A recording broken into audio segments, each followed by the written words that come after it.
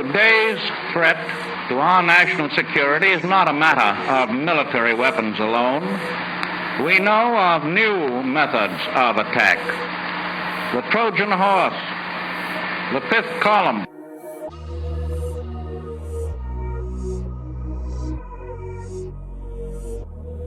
That betrays a nation unprepared for treachery. Spies, saboteurs, and traitors.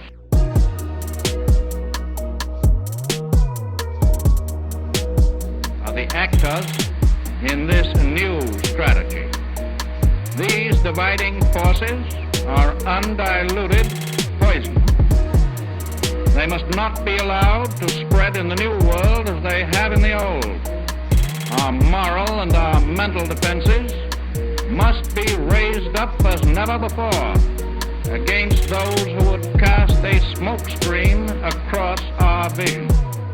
The Negro Revolution is controlled by white liberals. That's the Negro Revolution. It's controlled by white liberals. It's controlled by the government. But the Black Revolution is controlled by God. During the pandemic, the QAnon movement appears to be gaining a lot of followers. Can you talk about what you think about that and what you have to say to people who are following this movement right now? Well, I don't know much about the movement other than I understand they like me very much, which I appreciate. But I don't know much about the movement. I have heard that it is gaining in popularity, and from what I've heard, these are people that when they watch the streets of Portland, when they watch what happened in New York City in just the last 6 or 7 months, but this was starting even 4 years ago when I came here, almost 4 years, can you believe it? These are people that don't like seeing what's going on in places like Portland and places like Chicago and New York and other cities and states. And I've heard these are people that love our country and they just don't like seeing it. So I don't know really anything about it other than they do supposedly like me, and they also would like to see problems in these areas, like especially the areas that we're talking about, go away, because there's no reason the Democrats can't run a city. And if they can't, we will send in all of the federal, whether it's troops or law enforcement, whatever they'd like, we'll send them in, we'll straighten out their problem in 24 hours or less, okay? Well, just real quick, at the crux of the theory is this belief that you are secretly saving the world from this satanic cult of pedophiles and cannibals. Does that sound like something you are behind? Well, I haven't heard that, but is that supposed to be a bad thing or a good thing? I mean, you know, if I can help save the world from problems, I'm willing to do it. I'm willing to put myself out there. And we are, actually. We're saving the world from a radical left philosophy that will destroy this country. And when this country is gone, the rest of the world would follow. The rest of the world would follow. That's the importance of this country. Welcome to In Pursuit of Truth. This is your host, Sir Patrick Mack. We're back once again. Ladies and gentlemen, you are listening to the one and only show on the World Wide Webs coming to you from the near future. That's right, not the far off, distant, fancy kind like some of these other charlatans on the interwebs are trying to sell you. No, this is the near future. Functional, not fancy. Functional, not fancy, like IKEA furniture. All right, like IKEA furniture. I'm IKEA furniture. You are the patriot with your hamstrings stretched, ready to go. If you're new to my program, you want to stretch those hamstrings before you even click on this video, because you never know when you're going to want to take off running. Grab your coffee or whatever it is you're drinking, fist bump your neighbor, maybe give him a little nod, maybe say something nice to him. Say, hey, I'm glad you're here today. And then your neighbor can say, wow, that's really nice of you to say. I'm also glad that you're here. And then you can gaze at each other. Not in a creepy way, but in sort of maybe like an awkward way. Let's get started. Gonna get pursued.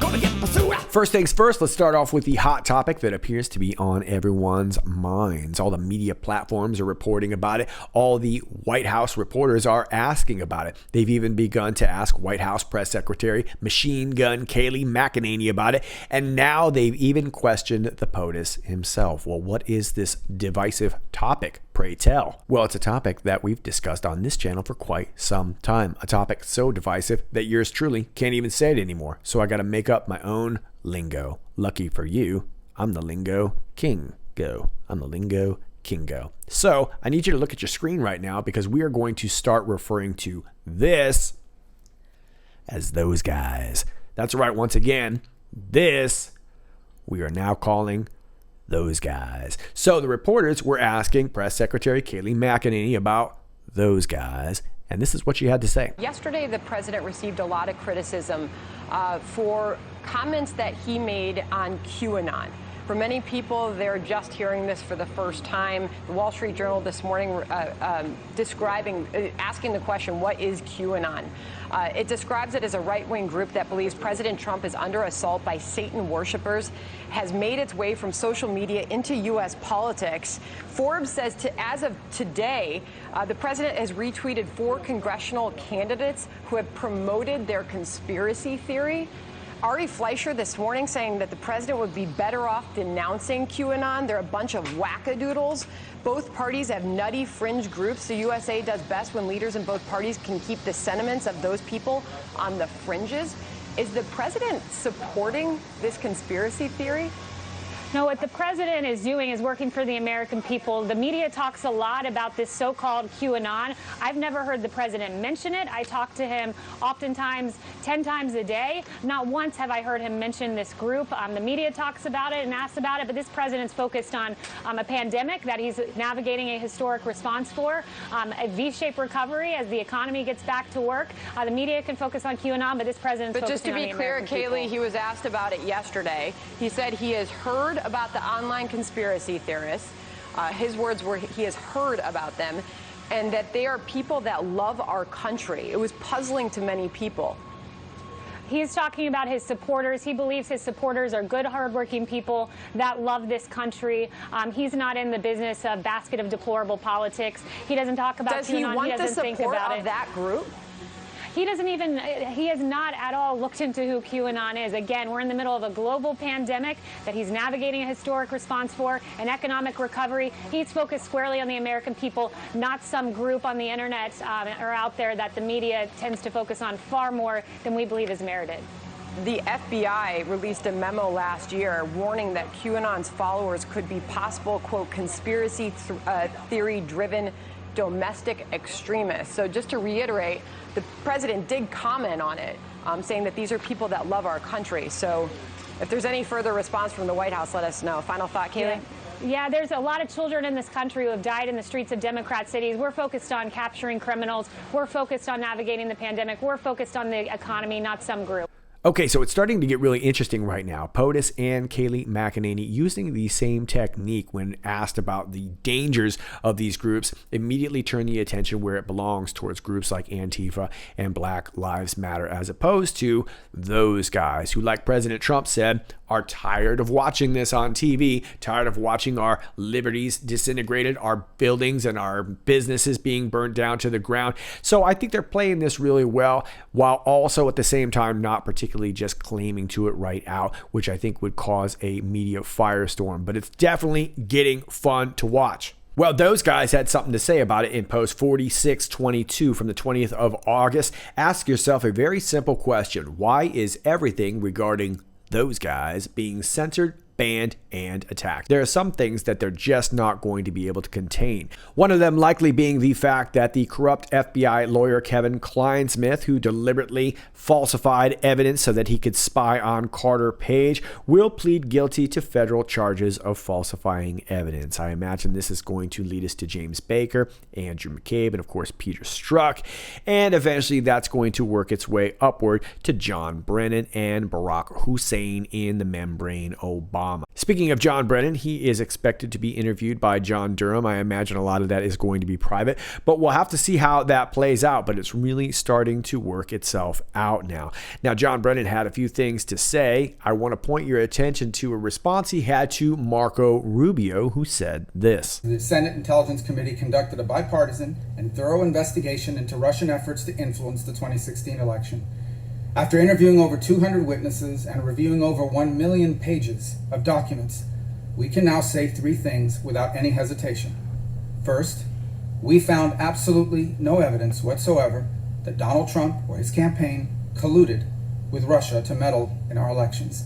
Second, the FBI made some very troubling mistakes, especially by relying on a Steele dossier against the advice of the CIA and without verifying this foreign document or the sources that were used to create it.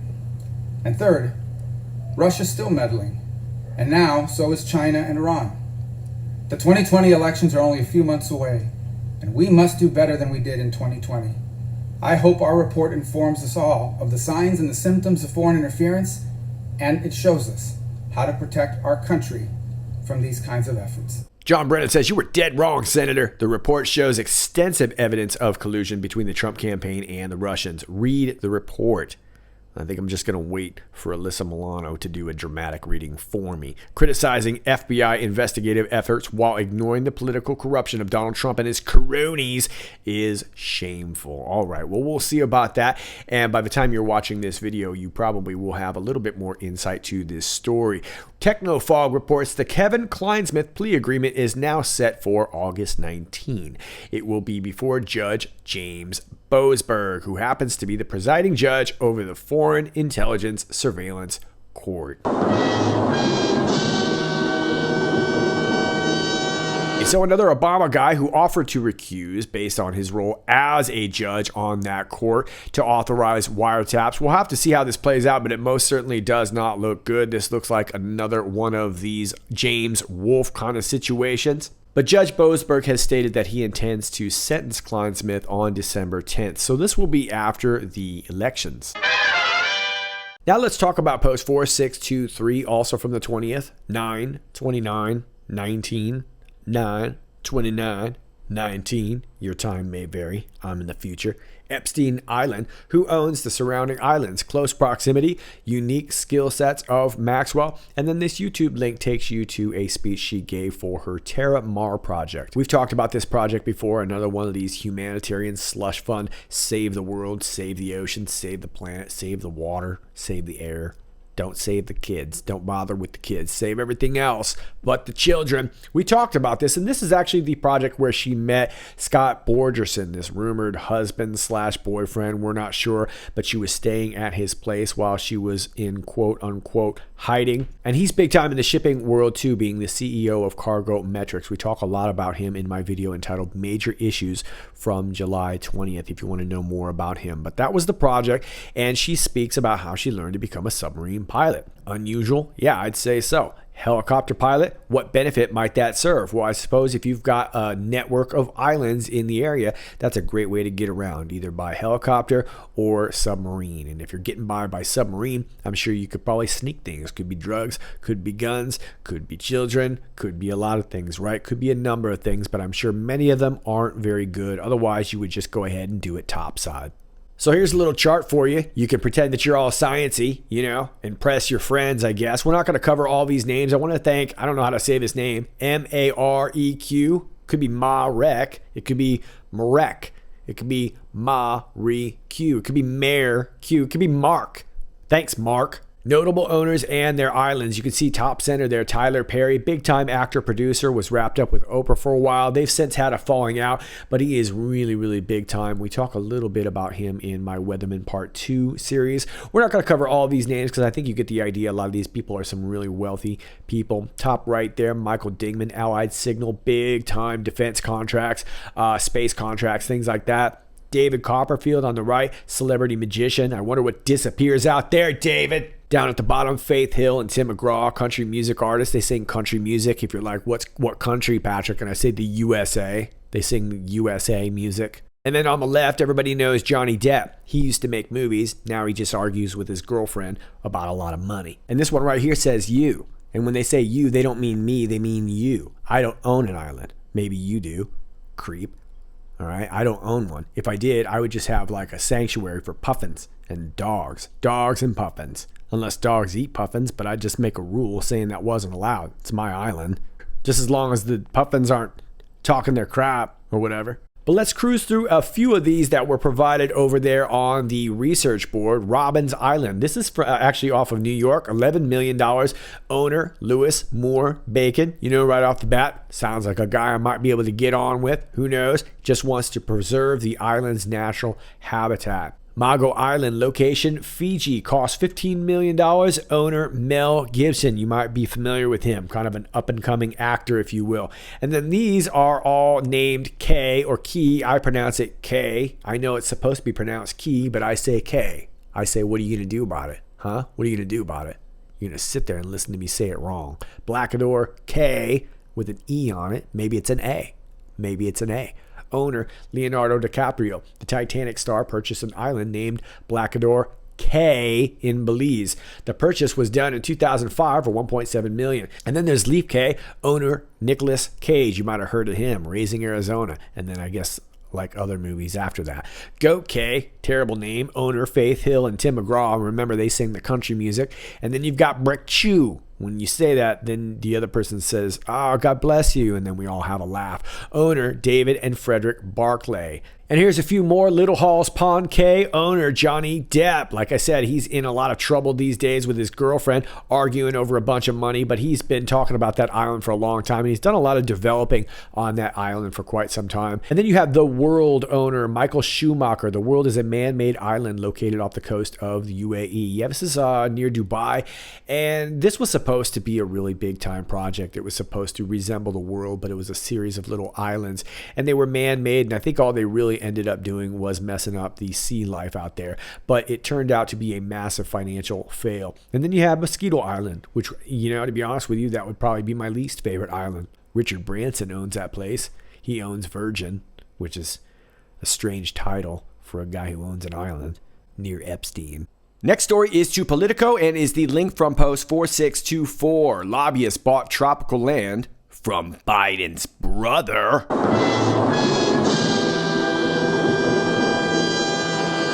In 2005, Joe Biden's brother bought an acre of land with excellent ocean views on a remote island in the Caribbean for $150,000. He divided it into 3 parcels, and the next year, a lobbyist close to the Delaware senator bought one of the parcels for what had been the cost of the entire property. Later, the lobbyist gave Biden's brother a mortgage loan on the remaining parcels.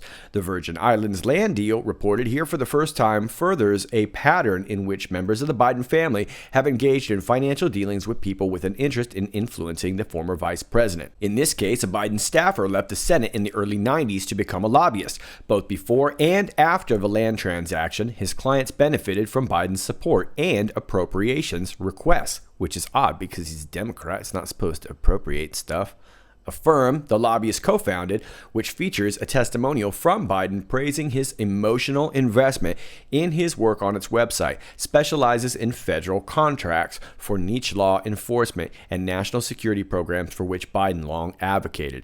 After the land deal, Joe Biden vacationed elsewhere on the tiny island, which once protected a nearby submarine base before it became a tropical getaway on at least 3 occasions. The property itself has remained vacant and undeveloped. It is not clear why the lobbyist Scott Green purchased the parcel from Biden's brother James, or why James Biden later went to the lobbyist for a loan rather than to a bank. An easement James Biden obtained granting road access to the land before selling it to Green may have made the land more valuable, but it is unclear whether the dramatically higher price Green paid for his parcel reflected its true value. The terms of the loan were not disclosed in property records. All right, so let me skip you down to the island info. Water Island is a 500-acre spit of land in the U.S. Virgin Islands. The Department of Defense purchased the island from a Danish company during World War II, using it to protect a submarine base on nearby St. Thomas. Since then, it has become an under-the-radar tropical getaway, dotted with several dozen homes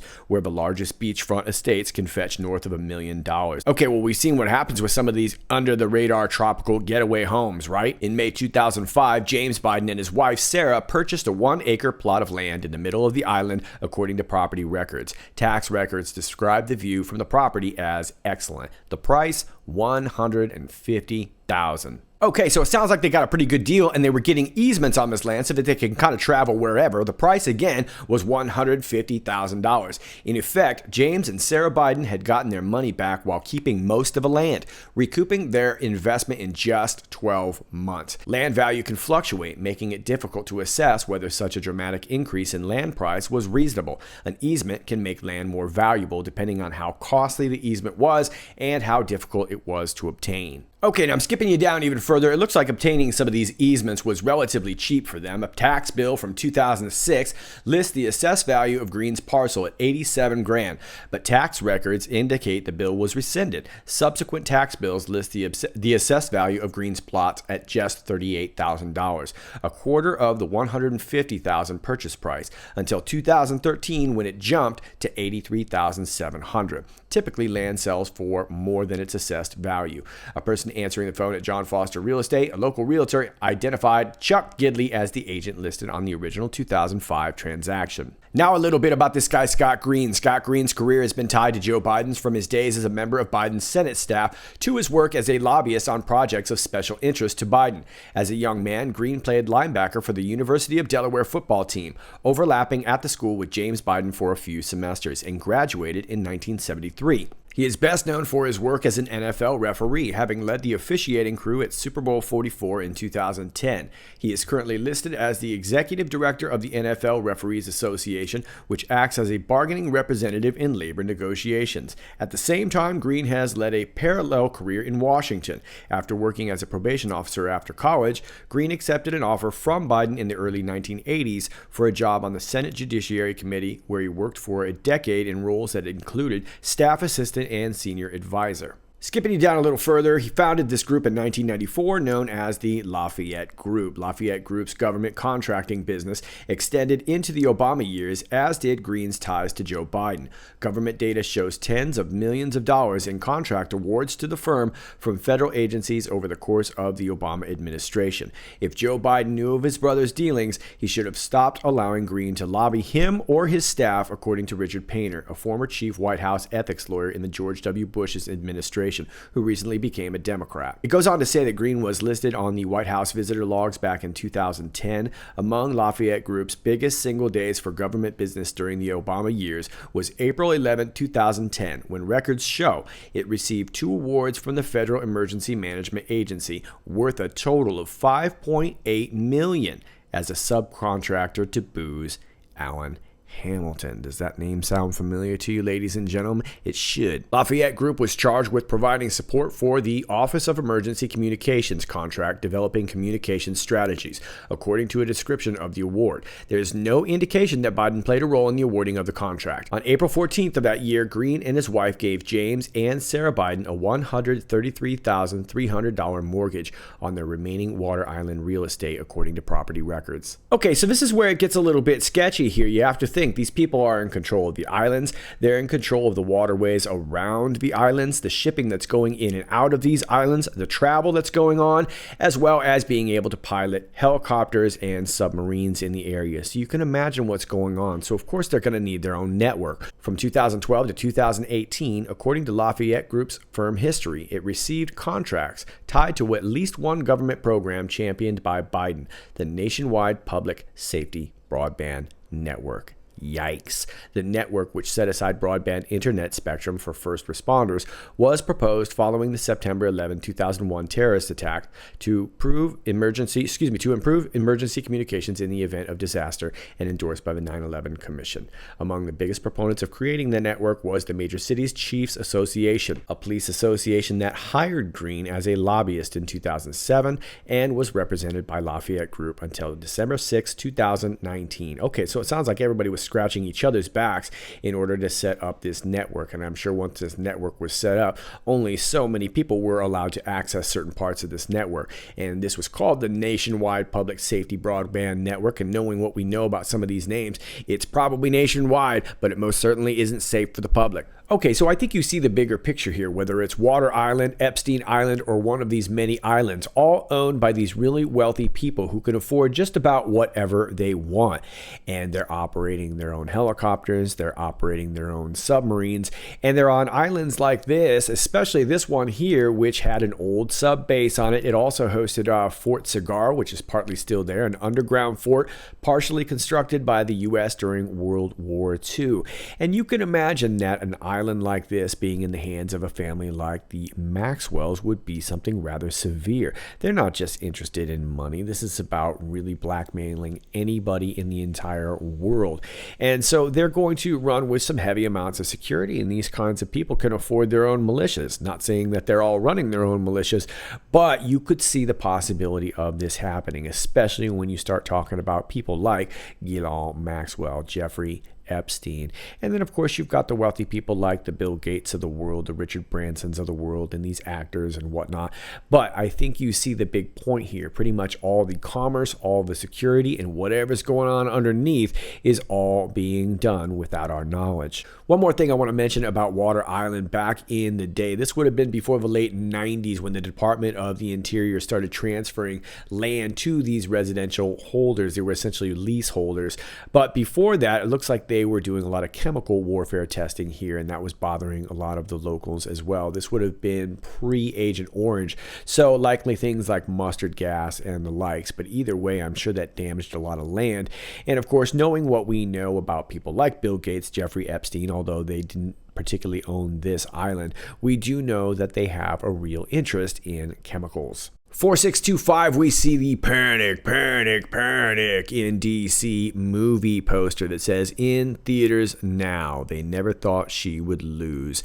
And I want to point out that in the background we see some redacted lines to a particular document. Could it be pertinent? Could be. Who knows? There's something due any day. I will know right away soon as it shows. Let's move on to 4626 for now, though, where those guys say fifth column. Now, it would be interesting if those guys were referring to a fifth column in a document, and it's very possible that that could be. But I think in general, what we are talking about here is what I posted yesterday on the Twitter. A fifth column is any group of people who undermine a larger group from within, usually in favor of an enemy group or nation. The activities of a fifth column can be overt or clandestine. Forces gathered in secret can mobilize openly to assist an external attack. And here you can see an old propaganda poster, if you will. Appreciate America, stop the fifth column. There can be a lot of references here. There is the old book entitled The Fifth Column by Ernest Hemingway himself. The Fifth Column and the First 49 Stories. And then there is The Fifth Column in World War II, written by Robert Leffel. And then we have a more recent book, The Fifth Column by Andrew Gross. So is this a reference to one of those books? Not exactly sure. I think we might be talking about the idea itself, but those guys have mentioned the fifth column before, and we're going to take you back. Yeah. Got a flashback of size, yeah, take you back, yeah. Taking you back to 4603 on the 20th of July, so not too long ago. You could have just taken an Uber, would have been just as fast. Domestic in brackets. How many Republican 2016 candidates were illegally surveilled? How many journalists? How many House members? How many Senate members?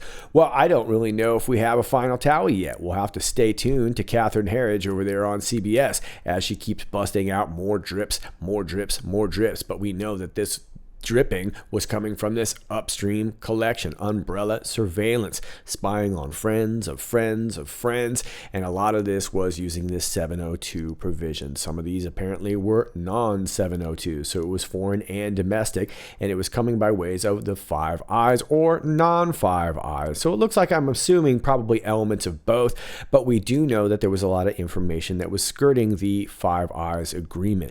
Spy Insertion Campaign 1 and 2. Are we talking about Paul Manafort, otherwise known as Planafort? Could this have something to do with Steve, come on, man, Bannon and his recent arrest for allegedly taking some sketchy funds with his private funding of part of that border wall? We'll talk about more of that very soon, as I want to look more into that. But this goes on to say, spy insertion campaigns 1 and 2, Renegade. Now we remember Renegade was the United States Secret Service code name for Barack Hussein in the membrane Obama. There could be a double meaning here, but we are usually assuming that we are at least in some way, shape, or form referencing back to him, a person who deserts and betrays an organization, country, or set of principles. Similar, traitor, defector, deserter, turncoat, betrayer, rebel, mutineer, quisling. I love quisling. I don't use that one enough.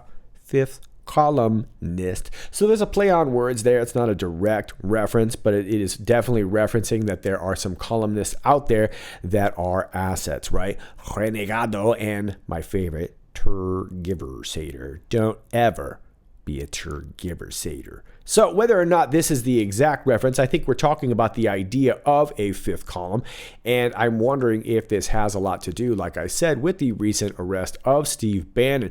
That remains to be seen. We've seen this on both sides of the aisle before, so I'm a little surprised that this is going down this way. I think there's a little bit more to that story, like I said, and we'll address that at a later time. But for now, I think we are talking about the idea, obviously, of a fifth column.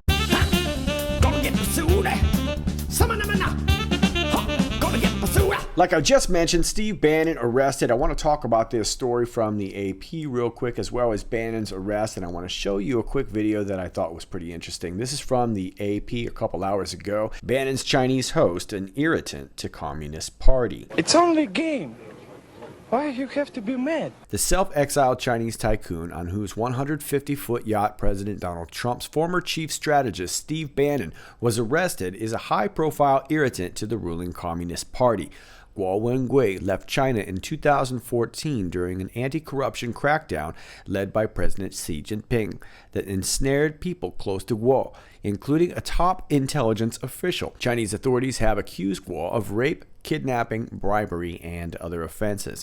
A former civil servant turned real estate developer, Guo has rankled the ruling party by launching accusations of corruption on social media. From his base in a Manhattan luxury apartment, he has been especially critical of Vice President Wang Qishan, a key ally and key figure in the party's anti-corruption drive. Bannon, who was arrested on Thursday, was charged along with 3 others with defrauding online donors in the name of helping build Trump's southern border wall. Bannon pleaded not guilty at a hearing Thursday in Manhattan. In June, Guo and Bannon announced the founding of the Federal State of New China, an initiative to overthrow the Chinese government. Guo, also known as Miles Kwok, was one of China's richest business people, with a fortune estimated by Forbes magazine at $1.1 billion in 2015. His most prominent asset was Pangu Plaza, an office and hotel complex overlooking Beijing's Olympic Stadium. You may remember all these buildings that they built for the Olympics a few years back. It was more than a few years back at this point.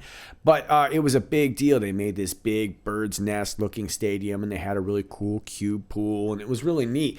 But if you go there shortly after the Olympics, you'll know that there's no village there, there's no commerce there, there's no restaurants there. There wasn't really much of anything there other than a few offices, and one of them belonged to Miles Kwok. Gonna skip you down to the bottom of the article, but it goes on to talk about how Guo has had his assets frozen. Nobody really knows how much he has, but I'm sure he has a lot tucked away. He's a very public figure, so I'm sure he's somebody who's thought of that ahead of time.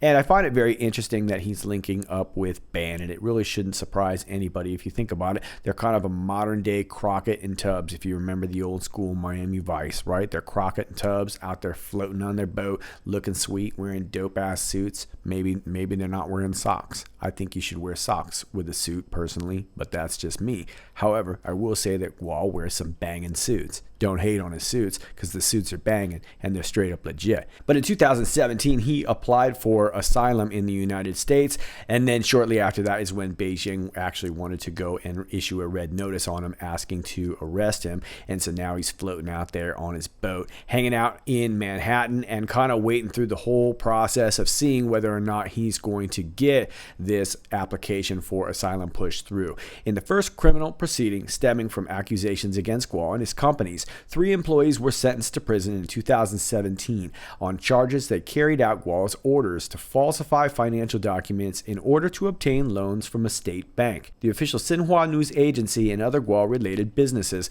were suspected of bribery, embezzlement, illegal detention, and forced transactions. The former deputy chief of the Chinese intelligence agency, Ma Jian, was convicted in December 2018 of taking bribes to help Guo. The charges included conspiring to blackmail a Beijing city official who blocked the Guo development project.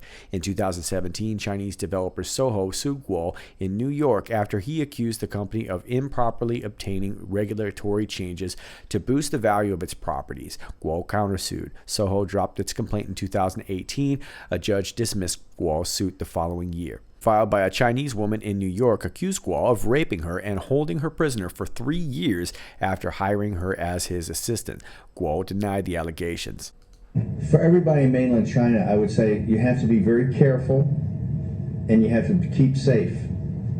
Remember, the liberation of the Chinese people, we need a healthy, robust Chinese people when the CCP collapses. And the CCP are devils. You know, we know what they're going to do to people that want their freedom. So I think, number one, you have many, many brave Chinese on the outside and many, many people throughout the world who love the Chinese people, are prepared to assist. And we have the freedom out here to do that. Although many of the brave Chinese people overseas are under pressure because of their families in mainland China.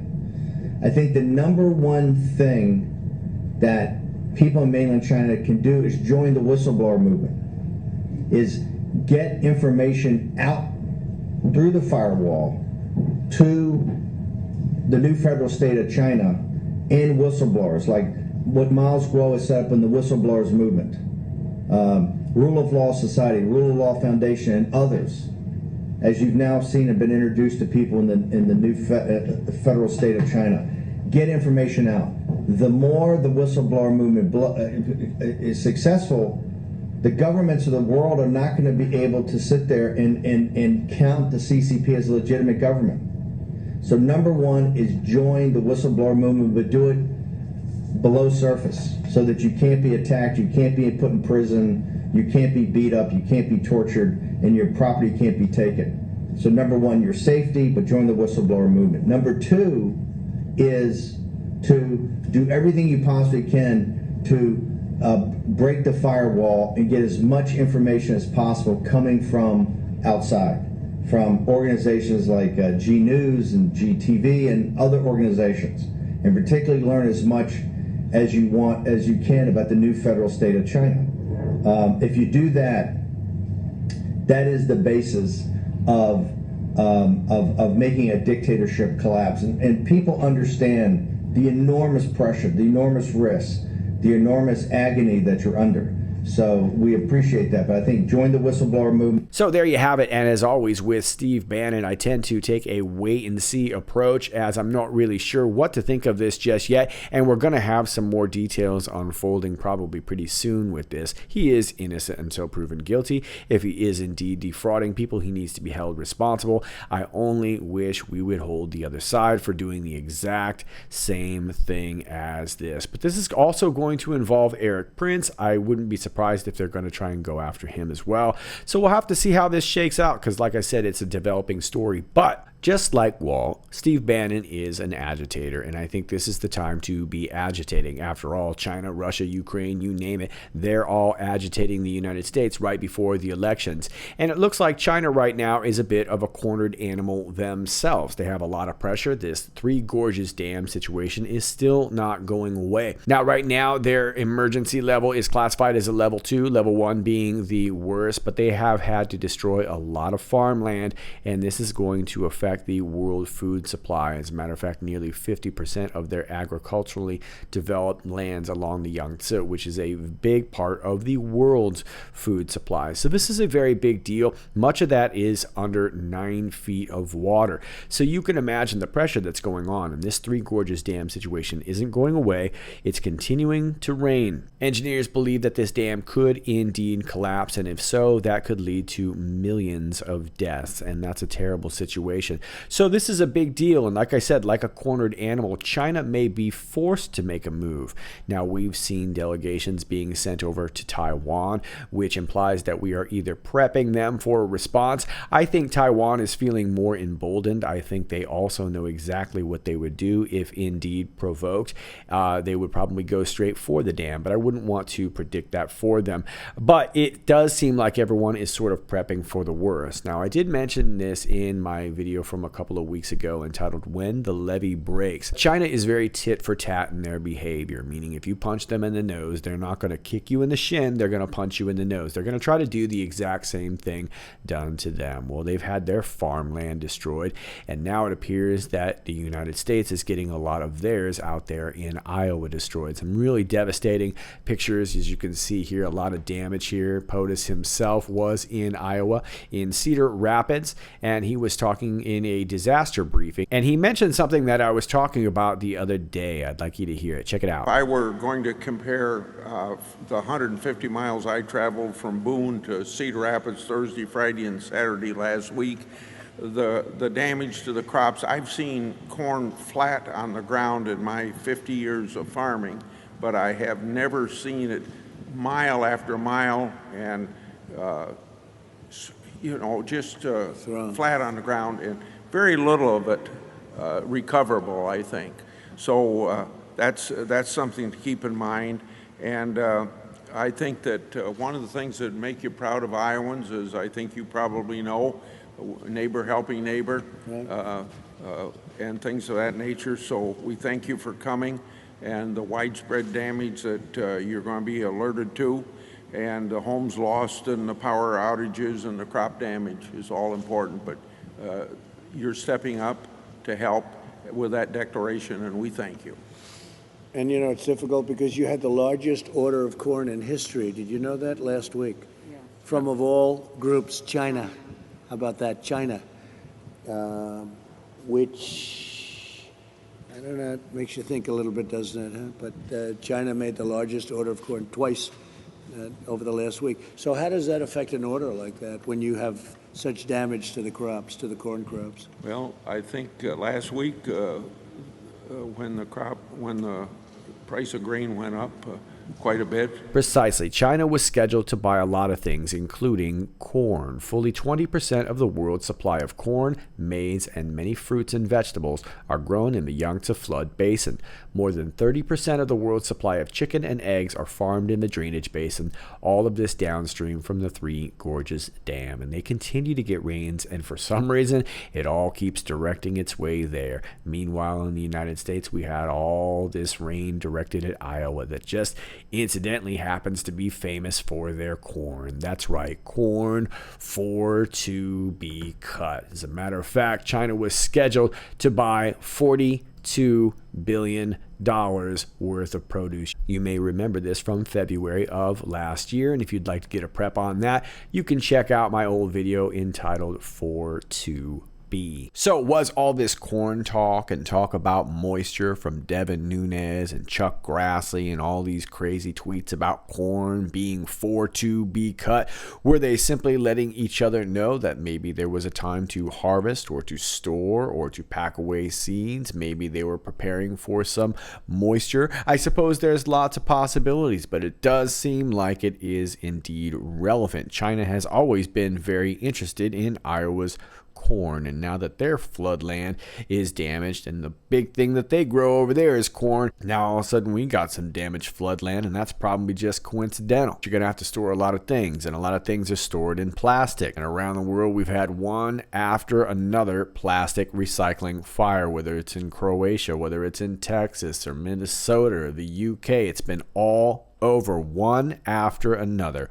also probably coincidental. That's all I got for you for now. As always, if you like this video, please click like, share, and subscribe. And if you didn't like this video, you don't have to do any of that stuff, and it was free. Okay, so you don't have to go complaining to your friends about what an ordeal was. All you had to do was just click off. That's all you ever had to do. Okay, excuse me. If you're on YouTube, all my alternate links are down below, or they are pinned to my Twitter. I do hope you'll join me at one of my other accounts, as you never know when we might get booted off for saying the right thing. Emails down below if you got information for me, and I am out of here. This is Sir Patrick Mack, and until next time, stay focused.